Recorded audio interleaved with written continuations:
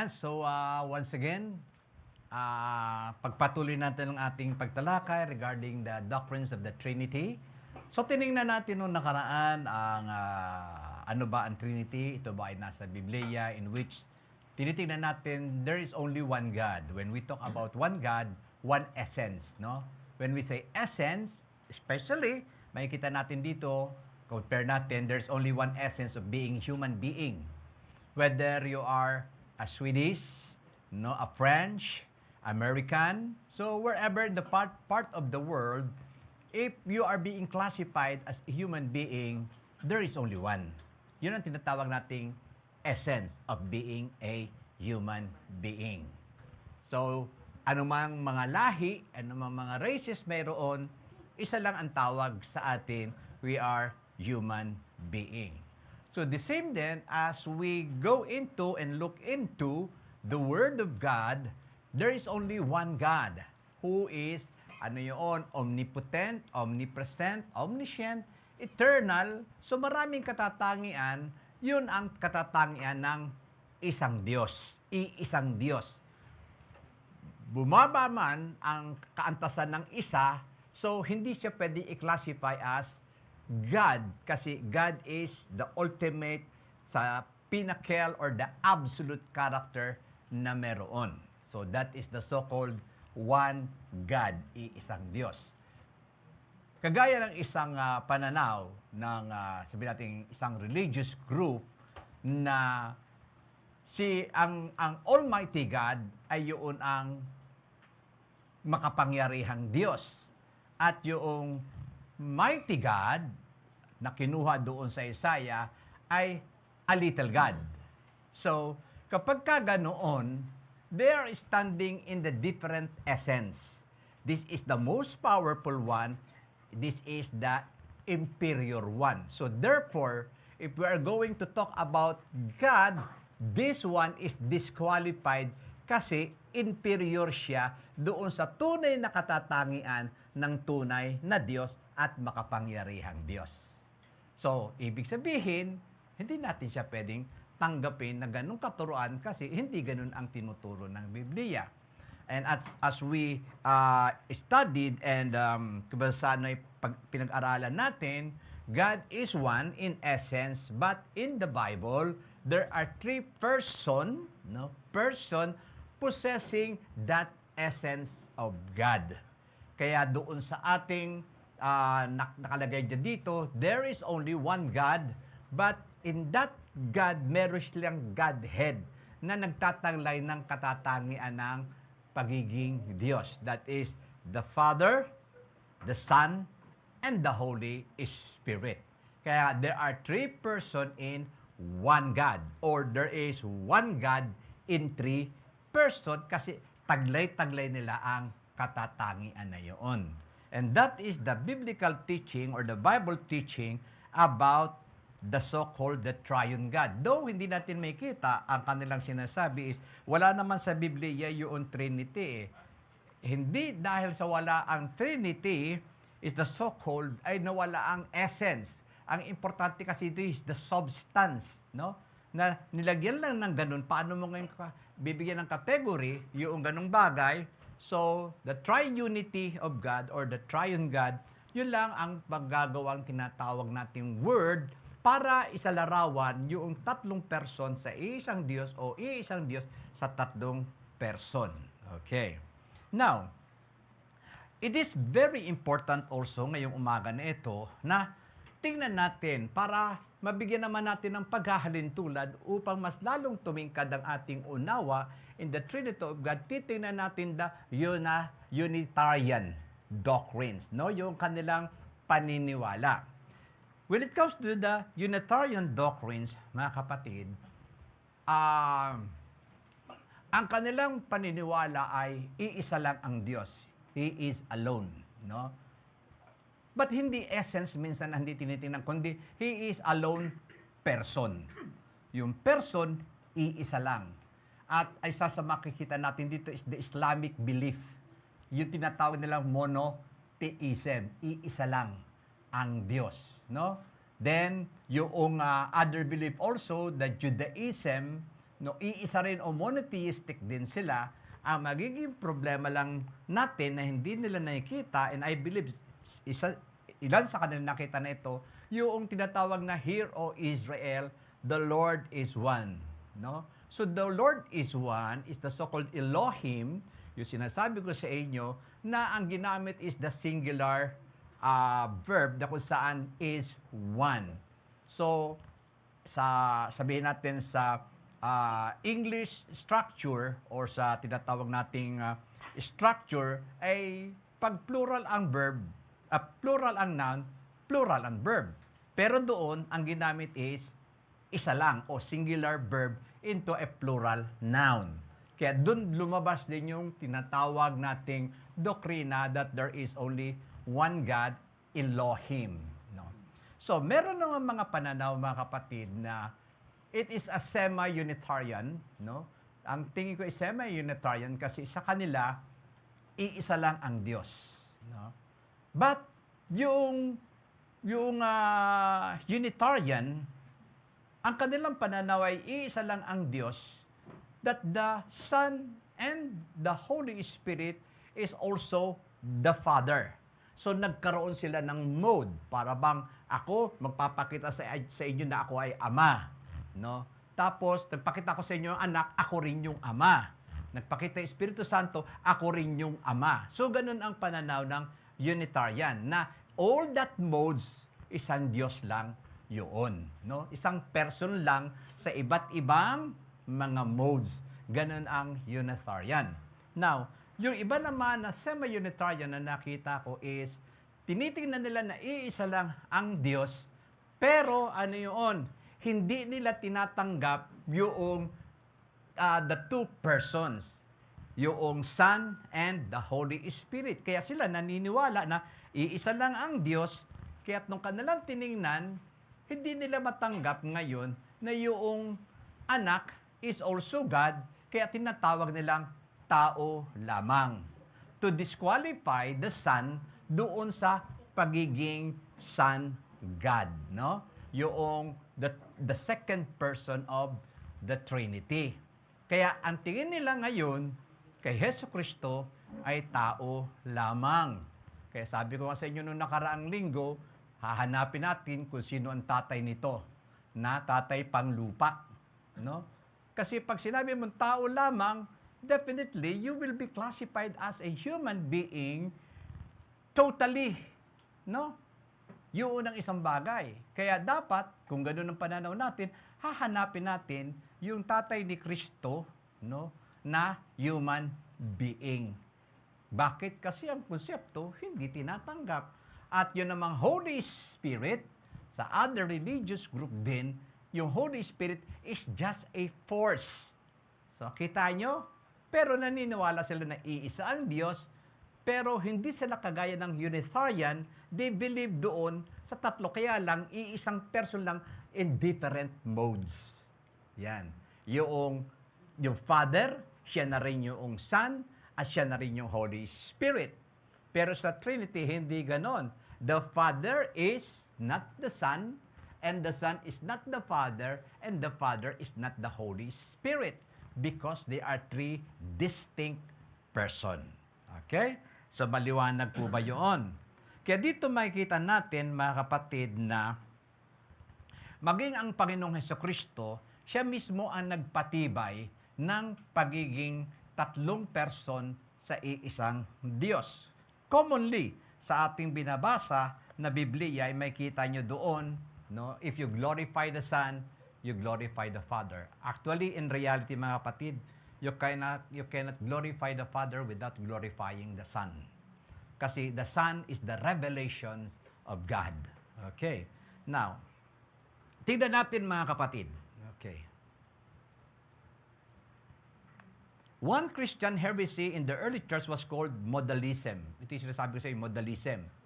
Kumbaga sa ano, si yung Father nagsalita, siya na rin yung pinagsalitaan, at siya na rin yung bumaba. Yun yung modalism, no? Kumbaga sa ano, nag-anyong Father siya, nag-anyo siyang anak, at nag-anyo siyang Espiritu Santo. Yung tinatawag na It taught that the God appeared in different times in three different modes of forms, as the Father, then as the Son, and finally the Holy Spirit. No? Yun daw yun. Those who held this view thought it preserves the unity of monotheism. No? Okay, ano daw? Para mapanatili yung pagiging monotheistic. No? Kaya nilagyan ng ganong pananaw doon sa the Son and the Holy Spirit. Okay. But it's also meant that when Jesus prayed, okay, he had to be talking to himself, no? Para bang ama ko, titingin ka sa sarili mo, no? Bakit mo ako pinabayaan? 'Di ba? Ang hirap yata kaya no? Parang napaka-illogical. You are praying to somebody, pero yung pinagpe-pray mo somebody, ikaw din pala yung nagpe-pray. Paano ba 'yun? Naguguluhan ako eh. No? So that is the so-called problem in the Unitarian theology or doctrines. No? Okay. Kaya sabi dito, yan, moreover, it violated, he had to talking to himself, further to say, as Acts 2 does, that the Father and the Son sent the Holy Spirit makes little sense if we accept modalism. Ayan. Paano naman yun? Yung Father, the Son, sent the Holy Spirit. Ay doon pa lamang sa una, nagkakaroon ng distinction. Yung Ama, pinadala yung Holy Spirit. Yung Anak, pinadala yung Spirit. Paano natin iisipin yun na isa lang yung pumunta, isa yung pinadala, no? At isa yung bumaba? Mukhang magulo. No? Moreover, it's violated the clearest presentation of the Triune Trinity in unity as expressed in Matthew's statement by Jesus in the Great Commission. So si Jesus mismo ang nagsabi dito. Okay. Ang sabi daw, it was Jesus,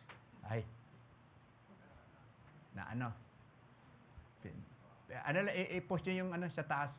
Yeah. Naka.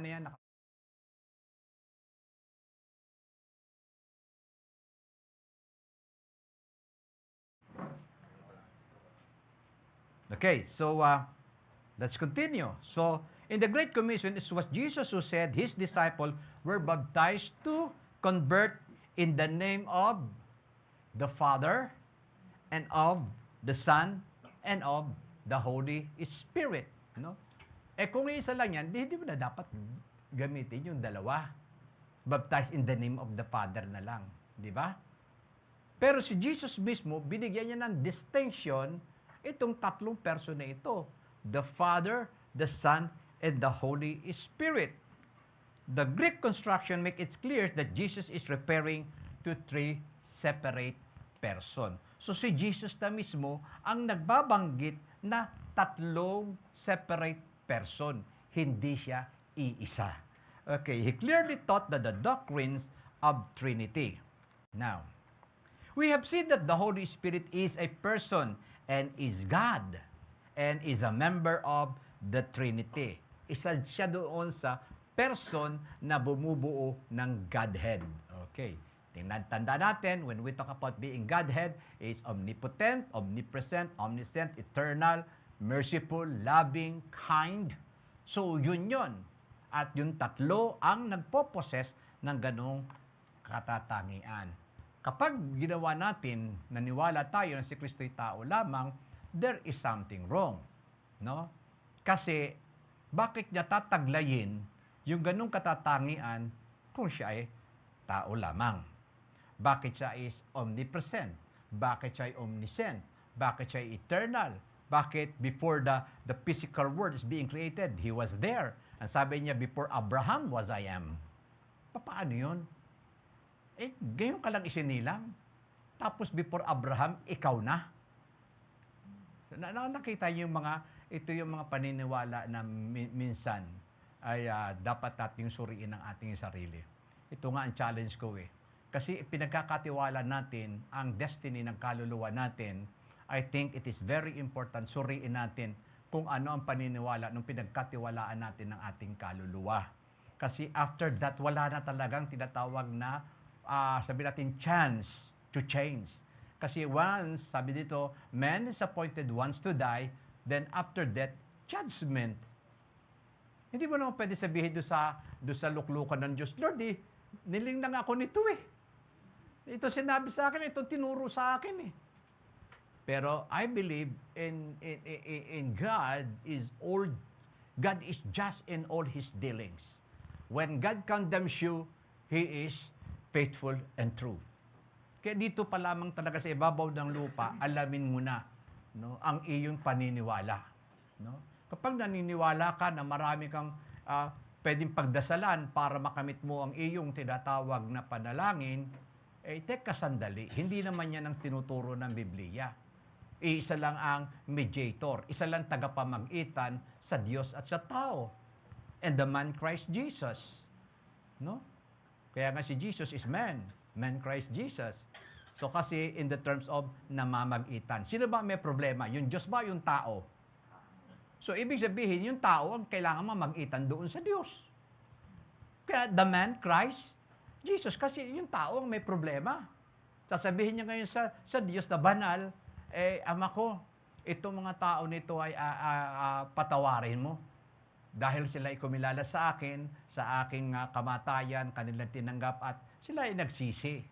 Kaya siya yung tagapamagitan doon sa Diyos at sa tao. Kasi yung tao ang may problema, hindi ang Diyos. Di ba? Sa mga kaso ba, sino namamagitan? Halimbawa, may dalawang nag-away, no? Nagkaroon ng yung isang talaga may kasalanan, yung isa wala. So, kahanap siya ng padrino na tinatawag natin, di ba? Padrino para, reconcile siya doon sa pinagkasalanan. Ganun ang sistema. Kaya lamang yung pagiging padrino sa tao, minsan merong injustice. Kasi kakilala ko yan eh. So yung nakomit na pagkakamali, parang isinasantabi na lang. Pero sa Diyos, hindi. Nung si Jesus ay naging tagapamagitan mula sa Diyos, binayaran niya kung anong hinihingi ng Diyos, kung ano yung justice na hinihingi. Nakamatayan sa makasalanan. Kaya ako namatay sa Kanya. At sinabi ng salita ng Lord, kapag siya ay nanampalataya sa akin, patatawarin siya at pagkakalubos siya ng buhay na walang hanggan at binigyan siya ng karapatang maging anak ng Diyos. So therefore, si Kristo ngayon ang ating tinatawag na advocate, tagapamagitan sa Diyos. Kaya dinidinig ng Diyos ang ating mga panalangin, hindi dahil you are eloquent or whatsoever, but because of Jesus. Siya yung naging susi natin upang tayo ay madinig sa langit. Okay?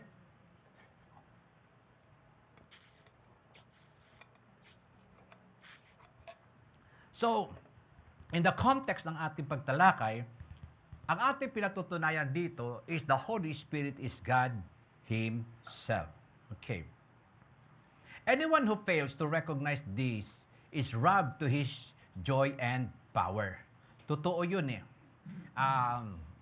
Actually, if we are going to look the Unitarian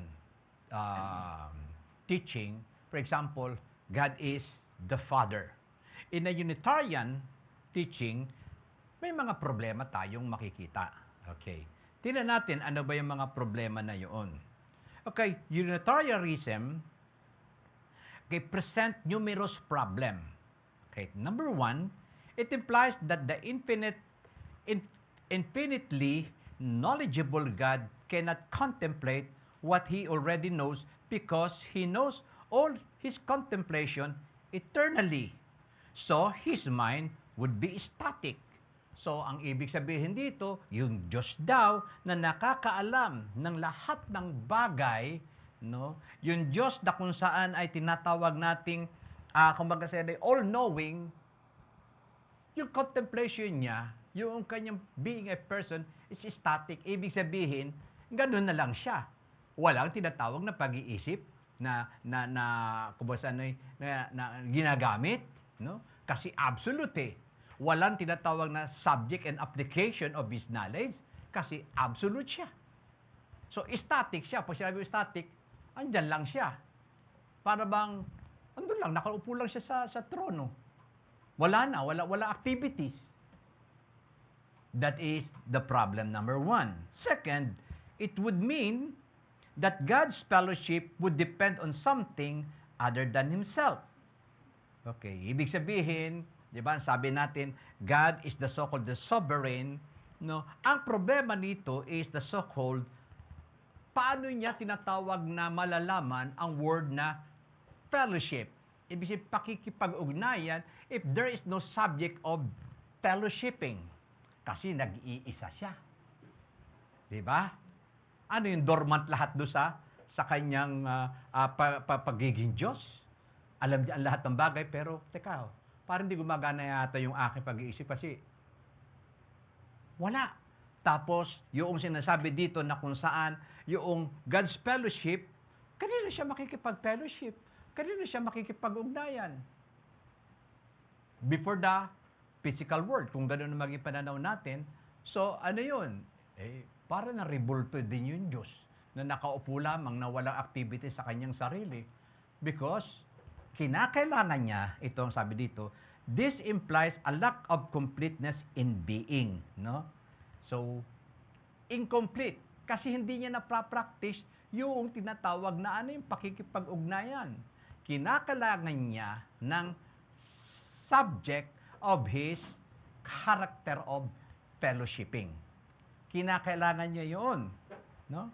Now, it would mean that expressing love, when we talk about love, is dependent on an external creation, further implying of a lack of completeness in its being. So yung pag-ibig niya ay magagamit lamang daw, sinatawag dito, kung merong tinatawag na external creation that he can practice the so-called the character or the attributes of love. So kailangan niya. So ibig sabihin, if the external creature is absent, God is incomplete. Kasi hindi niya ma-practice yung kanyang love. If there is no external creation, He cannot practice the fellowship in a Unitarian mind. Kasi iisa lang ang Diyos. Okay. Then, okay. So, ibig sabihin, pag kailangan mo ng external creation, incomplete ka sa iyo kasi siya yung makakapuno sa iyo. So, nagkakaroon ka ng problema na sinasabi mo, you are God, you are absolute, why you need in the Unitarian doctrines or mindset. Okay, number 4, it would mean such a God could not perform the greatest act of love by laying His own life down for others.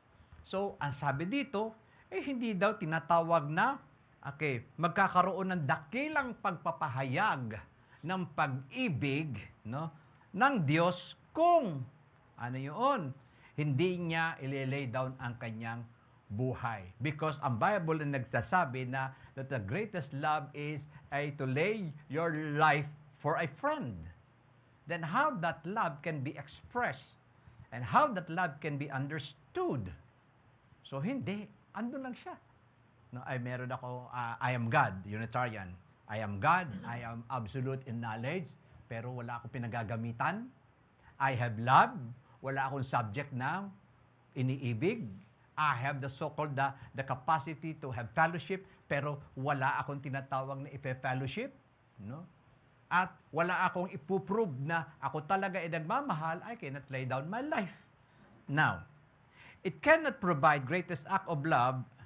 It cannot provide the necessary and logical precondition for solving problem of the one and many. Yan. Okay. It cannot provide the necessary logical precondition for solving the problem of the one and the many. It is denied by Scripture which demonstrate the plurality of God. Let's go back. So, in the so-called, in the ultimate knowledge of God, andun silang tatlo. No? Sabi nga, may tanong nga doon sa ano bang ginagawa ng Lord o ng Diyos nung wala pa ang entire physical creation, wala pang angels, sila lang. So, nag-iisa siyang Diyos, lonely God siya.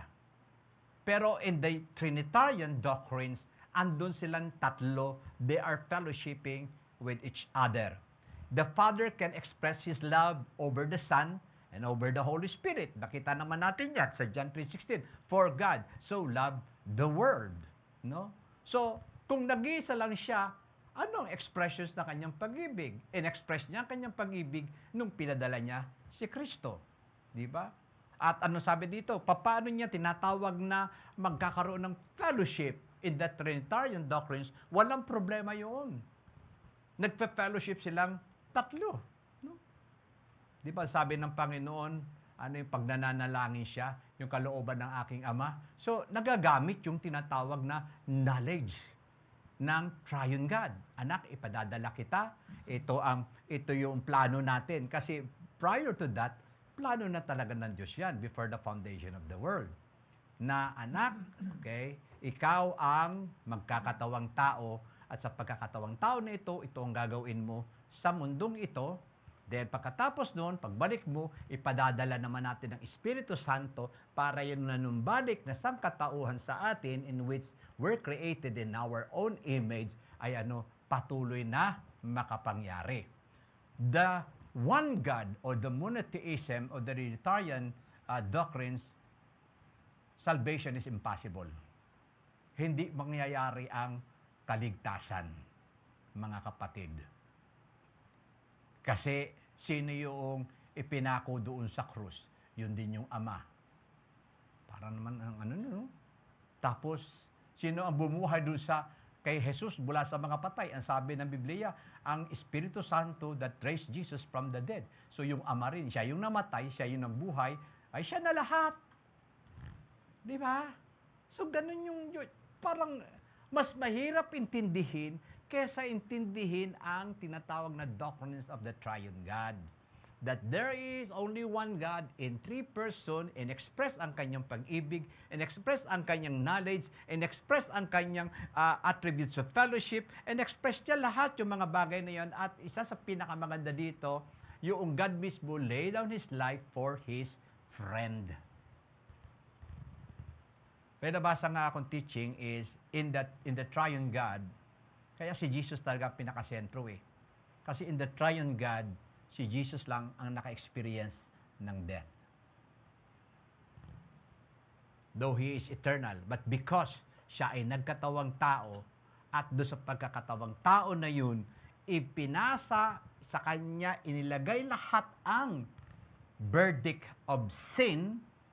Kaya alam nyo, that day, kung makakabasa kayo ng Christian literature about that hour, biruin nyo, even the entire creation is groaning. Bakit? Nung namatay si Kristo, ano ang nangyari? Nagdilim ang langit. Hindi po kasi eclipse yun eh. Kasi ang eclipse, madali lang. Madali lang eclipse. That is for an hour na darkness, pandalan. Then, yun? The earthquakes. Mismo yung earth, nag-tremble. Di ba? So, total darkness, tremble. So, ano yung coincidences? Siyempre, sa science, sasabihin na yung coincidental kasi yung mga bagay na ganun eh. Kaya ang faith cannot be measured by science eh. Ang faith talaga is trusting kung anong sinabi ng salita ng Panginoon. In that day, bakit tiyempon-tiyempo pa naman? No?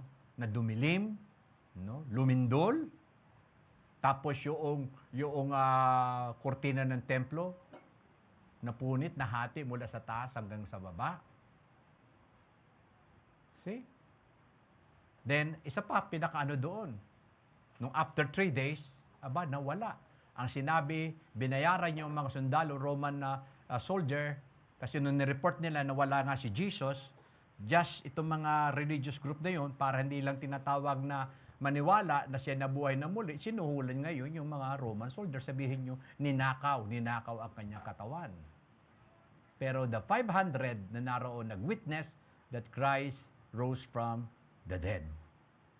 At ito pa, defying the gravity. Di ba may kanta? Dun, dun, dun, defying gravity. Di ba? Alam nyo ba kung sino original nun? Si Jesus ang original nun. Si Elijah. Si Enoch. Ay buti pa si Elijah, kinuha ng chariot eh. Di ba? Merong chariot. Kinuha siya. Ay, sino ba? Si Enoch ba yun? Si Elijah. Something like that. Kaya si Jesus, kaya isipin mo, defying the so-called the law of physics, biruin mo, umakyat siya sa langit. Di ba? Paano yun? Ngayon, nung iniisip ko nga yun, kung ano, di ba hihilahin siya ng gravity? So, ang isang bagay na pwede natin, kasi a glorified body ay wala nang tinatawag na holds any physical things dito kasi na mas mataas ang realm ng spiritual. And at the same time, yung iniisip ko, pag nanonood ako ng ano, di ba, may mga science, alam, sabi ko naman sa inyo, may ako sa science eh, yung Voyager 1, Voyager 2, layo-layo na, billion ano na raw sa Pilipinas. Sabi ko, nung nakita ko yung Earth, nung si Kristo ay tumaas, saan kaya siya pumunta dito sa laking kalawakan na ito, na kung saan ay naninirahan ang Diyos? See? So that is another dimension. Kaya minsan hindi kasi maunawaan ng science word kasi nasa physical dimension lamang ang science. Kaya doon mo makikita, ngayon babalik si Lord. No? Kailan? Malapit na. Actually, mga kapatid, talagang, even myself, I am convinced na malapit na talaga dumating ang Panginoon. Hindi lamang yung nakikita nating nangyayari sa ating kapaligiran, which was being prophesied in Matthew chapter 24, diverse quake, di ba? Famine, di ba? Nation against nation, brothers against brothers. Pero ang isang magandang ano doon, the reason why, yung tinatawag nilang, ano yun, may tawag siya, nalimutan yung parang groom love sickness. Parang groom love sickness kasi doon sa Jewish culture, ang isang betrothed person, for example, yung lalaki ngayon ay nag-betrothed na, no? Yung sinasabi ko sa iyo, nag-offer ng cup. Naalala niyo 'yon? Na ang ligawan sa kanila is o-opera niya ng cup yung nagugustuhan niyang babae. Yung cup of wine. Yung cup of wine na yun, na kapag ininom nung babae, ibig sabihin, tinatanggap niya yung proposal nung lalaki. Okay? So dito, yung para bang sinasabi natin, I love you, do you love me? So pag kinuha niya yung cup na yun, mai-establish ngayon yung kanilang relationship at meron silang tinatawag na ketuba. Ibig sabihin, para bang sa atin, parang prenuptial agreement. Yung ganon. So, pagkatapos doon, prenuptial agreement, andun na yung pag-usapan na ng dowry or whatsoever. So, pag nabuo na yun, magkakaroon ng 1-year ban. 1-year ban yung lalaki doon sa babae. Parang saklap, no? O kailan ka sinagot, tsaka ka ngayon aalis. Diba?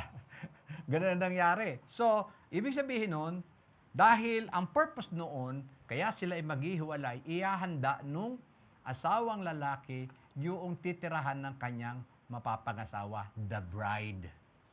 Okay? So, the bride. Kaya sabi ng Panginoon sa John 14, di ba? Ako ay paparoon, di ba? Upang ipaghanda ko kayo ng silid na inyong o matitirahan. Actually, maraming mansion or silid whatsoever. Basta ganon. Kaya as of now, yan yung ginagawa ng Panginoon sa kanyang iglesia, ipinaghahanda ng lugar. Now, eto ngayon, ang isa sa tinatawag na the groom love sickness, ibig sabihin, ikaw na nagmamahal, ano sa palagay ang tinatawag na iyong damdamin sa iniwan mong mahal mo, ano ang iyong mararamdaman? Hindi ba ang mararamdaman mo ay gusto mo nang paikliin yung araw para makasama siya? Nakita niyo yung urgency na ganon? Yung gusto na niyang makapiling yung kanyang bride, ganon yung kanyang inilarawan. Kaya sabi niya, Jesus is truly coming soon. Kasi yung groom love sickness, nararamdaman ng Panginoon, para bang, eto na yung aking bride, eto na yung turubos ng aking dugo, eto yung sumasamba sa akin, eto yung nagsasacrifice, eto yung mga naghahanda para sa iglesia. Ganon ang urgency sa puso ng Panginoon. Kaya anytime, any moment, Christ will come. Bakit? Kasi ganon yung hindi siya nagtatari para magkukuya-kuya-kuy. No. Kasi andun yung urgency. Kaso, in the Jewish culture, ang nagdi-determine for you to pick up your groom is the father. Yung tatay ang magsasabi. Hindi ikaw. No?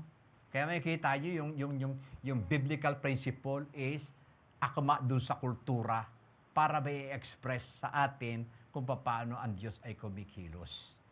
Yung Father ang magdidetermine, sasabihin ng Father, okay, get your bride. Then, kasama nun ang heavenly host. So, hindi lamang yun, naalala nyo nung pinakuha ng mapapangasawa si Rebecca, si Isaac. Di ba? May mga kasama siya. No? Meron yung tinatawag na dowry na kasama rin doon na ibibigay doon. Alipin. No? Hindi basta pumunta ron pa. No. Kasama yung tinatawag na dowry, yung equivalent worth ng mapapangasawa. Ngayon, alam niyo ba ang equivalent worth natin as a bride of Christ? The life of Christ. Yung buhay ni Kristo ang pinaka-dowry na the best na pwede niya. Kasi pag sinabi mo dowry, the best that you can give, no, ay buhay niyang ibinigay sa bawat isa sa atin. Kaya doon mo makikita na anytime, any moment. Sabihin ko sa inyo, ang mundo, hindi pabuti ng pabuti talaga.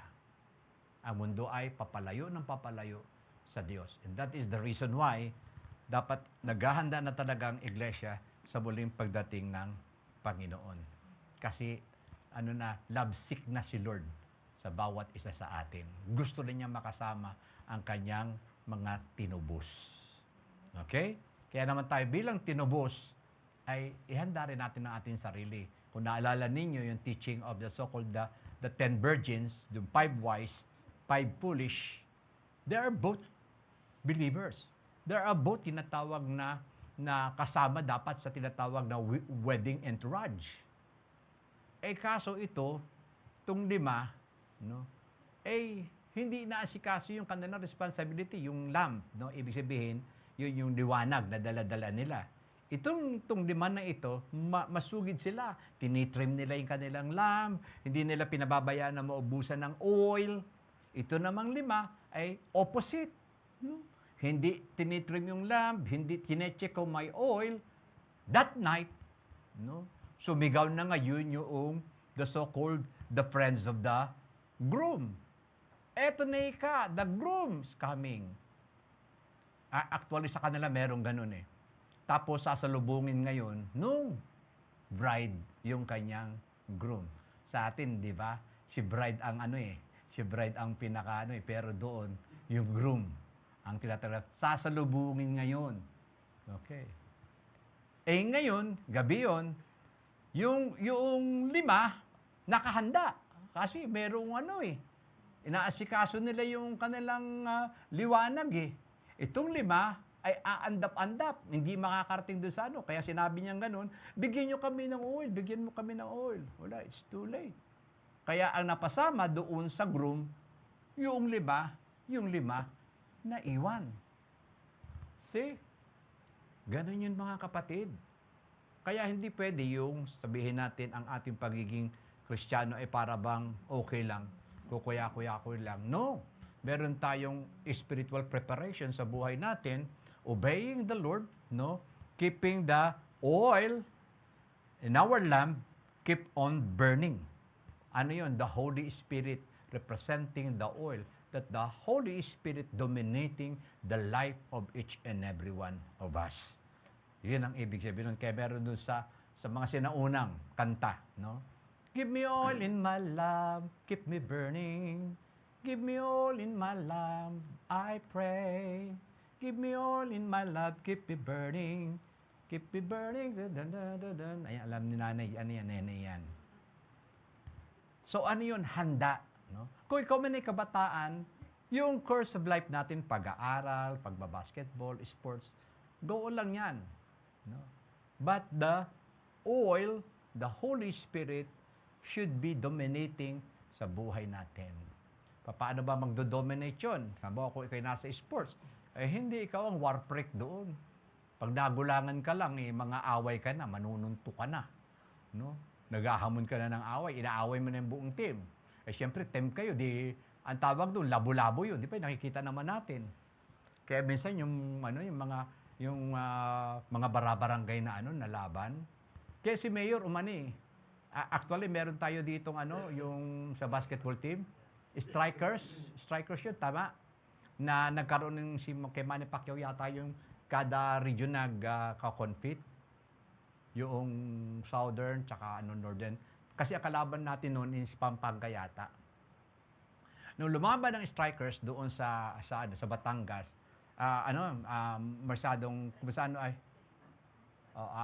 kumusta ay sabi natin, binastos. Ibig sabihin binastos kasi binabato ng ng water jug, ng ganon. So, ibig sabihin, hindi maganda ang trato. Nangyari yon. Tapos nung nangyari din dito, somewhere dito yata sa Pampanga, ganon din. No? Kasi ang nanalo dito sa part natin ay ang Bacoor Strikers. So sila ngayon ang lalaban doon para sa championship. So nakita ni Mayor yung dumi ng pakikipaglaban, yung sportsmanship ay wala. Kaya that moment ng yun, so second lang ang Bacoor na I think ang nanalo is Pampanga, right? Pero in-announce ni Mayor doon sa flag ceremony na hindi naman join ang Bacoor. Not because of kasi hindi kayo marunong sa tinatawag na sportsmanship. So kaya yun. So sa mga bagay na, ano ibig sabihin? Whether you are a government employee, private employee, a businessman, or whatsoever, you are a mother, you are a neighbor, let the so-called the light of the Holy Spirit ay nagsashine sa bawat isa sa atin. Okay? So dapat yun ang nangyayari dahil sabi nga natin, ang kaligtasan naman natin ay biyaya at awa ng Diyos. Pag hindi mo papahalagahan yan, maaaring dumaan ka sa tinatawag nating tribulation for you to be refined.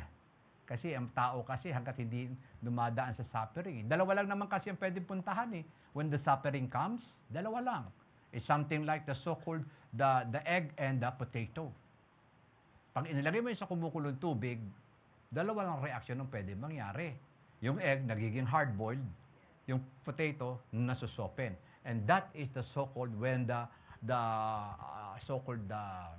tribulation ay dumating sa buhay ng mga may iwan, dalawa lang ang pwedeng mangyari sa kanila. Yung iba, mabuksan ng pangunawa na tama pala, totoo pala yung pagdating ni Kristo. O yung iba naman ay tuluyan ng magpakalayo-layo. See, kaya dito may kita natin mga kapatid, it is very important, that is the reason why, na ibinigay ng Ama at ng Anak ang Espiritu Santo sa bawat isa sa atin para pangunahan tayo with our consent. Tandaan nyo, ang Holy Spirit is so gentle. No? Kahit ito ang naisin niya, pero na-override ang naisin mo, hindi niya makakapangyari yung kanyang naisin. Hanggat hindi ka nag-agree, hindi siya makakamove sa buhay mo. Kaya when you agree, Lord, baguhin mo ang aking buhay. Lord, ito, kung meron ako mga struggle sa life ko, Panginoon, tulungan mo ako dito. Submitting ourselves in obedience to the Holy Spirit of God, that is the best thing that we can do. At ganun din ang ating acknowledgement or pagtanaw natin sa biyaya at kagandahan loob ng Diyos ay naroroon. Kaya't may kita natin mga kapatid, ang sabi nga is, okay, the most important point I can make in a summary is this, there is nothing that God is that the Holy Spirit is not. So walang bagay na hindi nagagawa ng Diyos, na hindi nagagawa ng Espiritu Santo. All of the essential aspect of deity belong to the Holy Spirit. If God the Father is God, the same, the Holy Spirit is God. If the Holy Spirit is God, the same, the Son is God.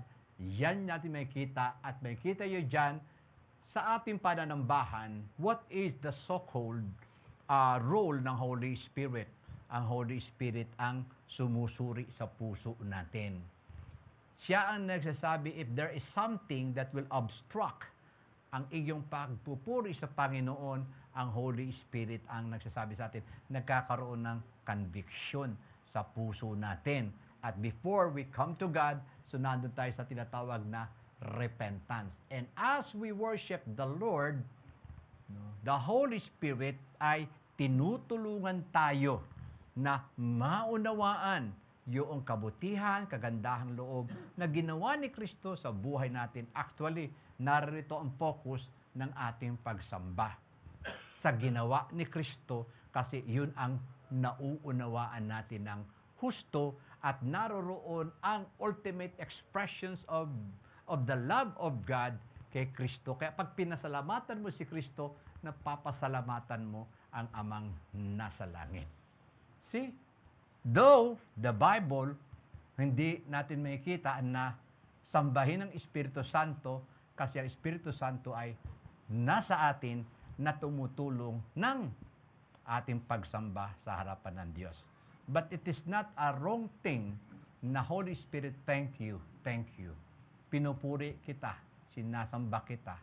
Because kapag ginawa natin yon, there is only one God who is receiving the praise and the honor and the exaltation na ginagawa ng bawat isa sa atin.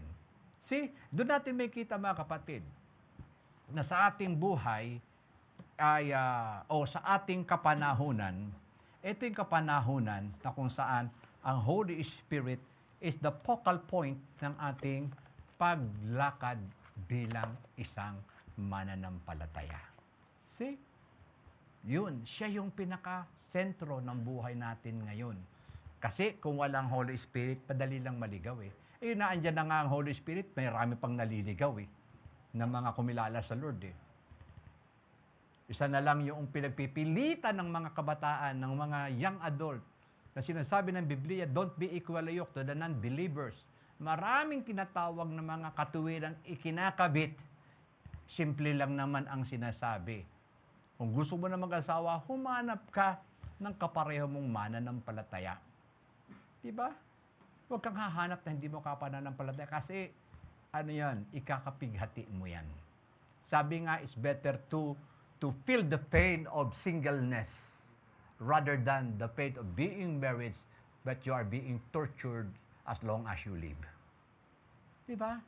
Kaya mismo sa Proverbs, sinasabi doon, ang pagkakaroon ng tinatawag na asawa ay finding a good treasure. It is a treasure. Bakit? Makakasama mo yan. So, sa palagay nyo ba, ang true treasure, madaling hanapin? Hindi. Yung bang ginto, madaling hanapin. Yung bang diamond, madali. Hinuhukay nga yan dyan eh. Ang lalim-lalim para makakuha lang ng ano. So, finding a good wife is finding a good treasure. Yun ang sinabi ng Biblia. Kaya sinasabi, don't be equally yoked. No? Actually, hindi lamang yun, even sa ating company, sa ating lugar na kinalalagyan, minsan may celebration or whatsoever, don't be equally yoked. Bayaan mo sila mag-inom kung yun ang nila eh. But don't be equally yoked. Hindi lamang yun sa paghanap ng partner, kundi sa ating dealings, personal dealings ng ating buhay. Don't be equally yoked. No? Okay? Kaya kung nagagalit ng kapitbahay mo, don't be equally yoked. Bayaan mo lang siya. Okay? So, yun. So, the Holy Spirit is a very, very important. The third person of the Trinity, allow Him to move, allow Him to mold our life. Let us surrender ang mga bagay-bagay na nais nating ipabago sa Panginoon at let us pray also that the Holy Spirit will empower us. Kasi yung pinagagawa ng Diyos, hindi yun basta-basta. Even sa tingin natin, it's a simple thing. Alam mo yung pagiging mahinaon sa paglalaro, hindi madaling bagay yun. If you are impulsive. So the Holy Spirit is right there to help you being a sportsman sa larangan ng tinatawag na sports o ano man yung mga bagay na yun.